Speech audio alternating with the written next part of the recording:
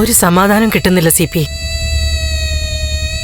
അവൻ എവിടെയാന്ന് വെച്ചാ പൊക്കോട്ടെ, പക്ഷെ ഇന്ന സ്ഥലത്തേക്കാ പോകുന്നതെന്ന് വിളിച്ചറിയിച്ചാ മതിയായിരുന്നു. എന്തോ എന്റെ മനസ്സിൽ ഓരോ ചിന്തകൾ വന്ന് കയറുക. ഋഷി വൈകാതെ മടങ്ങി വരും, മാഡം വിഷമിക്കാതെ. വൈകാതെ വരും എന്ന് പറയാൻ തുടങ്ങിയിട്ട് ദിവസങ്ങൾ കുറെ ആയില്ലേ? എന്നിട്ട് അവൻ എവിടെ? ഋഷി ഇടയ്ക്ക് CP വിളിച്ചു എന്ന് പറഞ്ഞു. അത് വെറുതെ പറഞ്ഞല്ലേ എന്നെ സമാധാനിപ്പിക്കാൻ? സത്യം പറ, CPക്കും ടെൻഷനില്ലേ? എന്നെ പേടിപ്പിക്കാതിരിക്കാൻ വേണ്ടി കുഴപ്പമൊന്നുമില്ലെന്ന് അഭിനയിക്കുന്നല്ലേ? അങ്ങനെയല്ല മാഡം. അങ്ങനെയാണ്, എനിക്കറിയാം. CPയുടെ മുഖം അത് വ്യക്തമായിട്ട് പറയുന്നുണ്ട്. മാഡം പറയുന്നത് സത്യ. എനിക്ക് എന്തോ ഒരു പേടി തുടങ്ങിയിട്ടുണ്ട്. CP മാഡം, ഈ പ്രേതം എന്ന് പറയുന്നത് ഭൂമിയിലുണ്ടല്ലേ?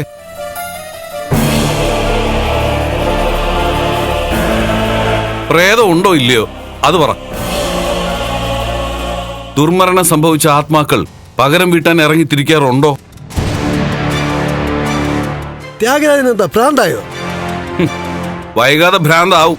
എനിക്കല്ല, ചന്ദ്രോത്ത നന്ദന്. അവനോട് പകരം ചോദിക്കാൻ മീരയുടെ ആത്മാവ് ഇറങ്ങിയിട്ടുണ്ട്.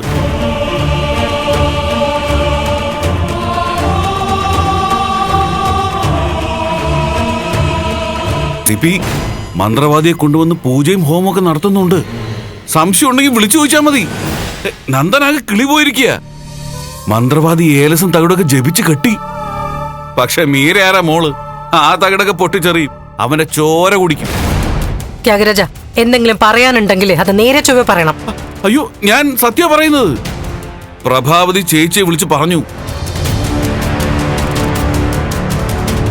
നന്ദൻ 4-5 ദിവസമായിട്ട് സ്ഥിരബുദ്ധി ഇല്ലാത്തതുപോലെ പെരുമാറുന്നതെന്ന്.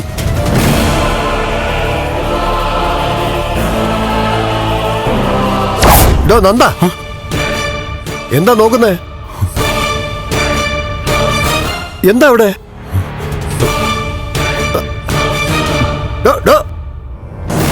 നിക്കുന്നെന്താ? എവിടാ പോകുന്നേ? എനിക്ക് പോണം. പേര് ആ ഒരിക്കൽ കണ്ടപ്പോ എന്തോ വശപ്പിശക രീതിയിൽ അയാളുടെ പെരുമാറ്റം. അതാണ് മാഡം, ജോത്സ്യന്റെ പ്രശ്നത്തിലാണ് ഇത് തെളിഞ്ഞത്. ദുർമരണം സംഭവിച്ച മീരയുടെ ആത്മാവ് നന്ദന്റെ ദേഹത്ത് കയറി പറ്റിയിരിക്കുന്നു. ഒരു കാലത്ത് മീര നന്ദനെ മോഹിച്ച് നടന്നതാണല്ലോ.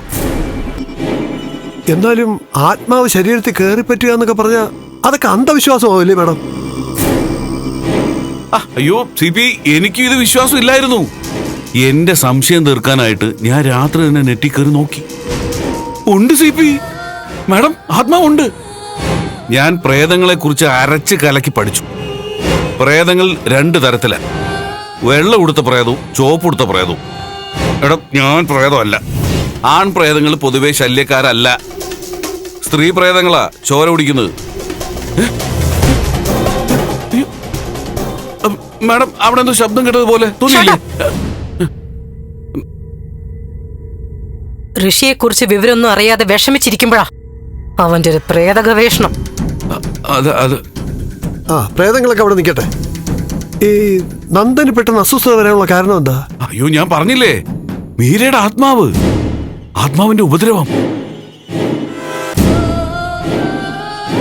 കയ്യിൽ ഒരു ഇരുമ്പ് കഷ്ണം വെച്ചേക്കുന്നതേ ഈ പ്രേതങ്ങളെ ഓടിക്കാൻ ബെസ്റ്റാ. ഞാനാരാ മോൻ? ഇന്നലെ രാത്രി തലേണയുടെ അടിയിൽ വെട്ടുകത്തി വെച്ചാ ഞാൻ കിടന്നത്. പിന്നെ പ്രേതമാണോന്ന് തിരിച്ചറിയാൻ കാല് നോക്കിയാ മതി. ഈ പ്രേതങ്ങളുടെ കാല് നിലത്ത് മുട്ടില്ല മാഡം. ഇയാളെ കൊണ്ട് തോറ്റല്ലോ. CP ഒന്ന് പറഞ്ഞയച്ചേ. അത് സോറി മാഡം, ഈ മനസ്സിന്റെ ഒരു വിഭ്രാന്തി കൊണ്ട് പറഞ്ഞു പോയതാ. CP, ഇത്രയും ദിവസമായിട്ട് ഋഷിയെ കുറിച്ച് യാതൊരു വിവരമില്ലാത്ത സ്ഥിതിക്ക് പോലീസിലെ പരാതി കൊടുക്കാൻ ഞാൻ തീരുമാനിച്ചു. നല്ല തീരുമാനമാ മാഡം. എത്രയും പെട്ടെന്ന് പോലീസിൽ അറിയിക്കണം. അതെ, ഈ ആത്മാവിന്റെ ഉപദ്രവത്തിന് പോലീസിൽ പരാതി കൊടുക്കാൻ പറ്റും മാഡം. സോറി. ഞാൻ ഇന്ന് തന്നെ പരാതി കൊടുക്കും. തെളിവ് കൊടുക്കേണ്ടി വന്നാ നിങ്ങൾ രണ്ടുപേരും കൂടെ ഉണ്ടാവണം. ഉണ്ടാവും മാഡം, ഞങ്ങൾ കൂടെ ഉണ്ടാവും.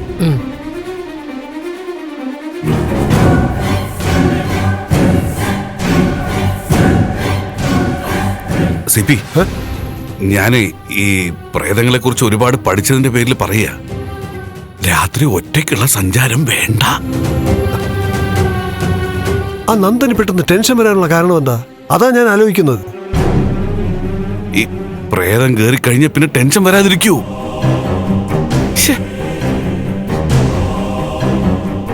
നേരത്തെ ഇവിടെ എന്തോ ഒരു ശബ്ദം കേട്ടിരുന്നല്ലോ.